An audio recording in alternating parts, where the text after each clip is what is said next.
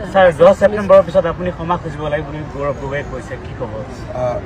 এইবিলাক অলাগতিয়াল কথা কৈ থকাৰ প্ৰশ্ন নাই। হিমন্ত বিশ্ব শৰ্মাই এনেকুৱা কাম নকৰে য'ত ক্ষমা খুজিব লাগে। যাৰ পৰিয়ালৰ 3জনকৈ বিদেশী, তেওঁ আমাক জ্ঞান দিব নেকি?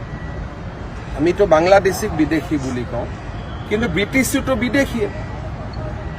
যাৰ পৰিয়ালৰ 3জনৰ, যাৰ পূৰ্বপুৰুষে কনকলতা বৰুৱাক হত্যা কৰিছিল, তেনেকুৱা স্থানত গৈ নিজৰ 3টাকৈ সন্তানে নাগৰিকত্ব লৈছে। সেই মানুহজনৰ কিবা নৈতিকতা আছে নেকি?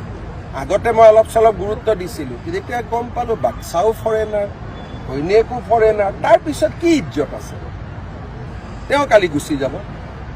গতিকে এইবিলাক কথা আপোনালোকে বৰ ধ্যান ধাৰণা নিদিব। আপোনালোকৰতো ফেমিলিত চব ভাৰতীয় নে? আপোনাৰো কোনোবা ফেমিলি আছে ইংৰাজত? 10 তাৰিখে আপুনি নাই আছে নেকি কোনোবা ব্ৰিটিছৰ? নাই নাই, তেতিয়া আমি বিনা ব্ৰিটিছ ভাৰতীয় মানুহ, আমাৰ কথা পাতক। ব্ৰিটেইনৰ কথা কিয় পাতিব?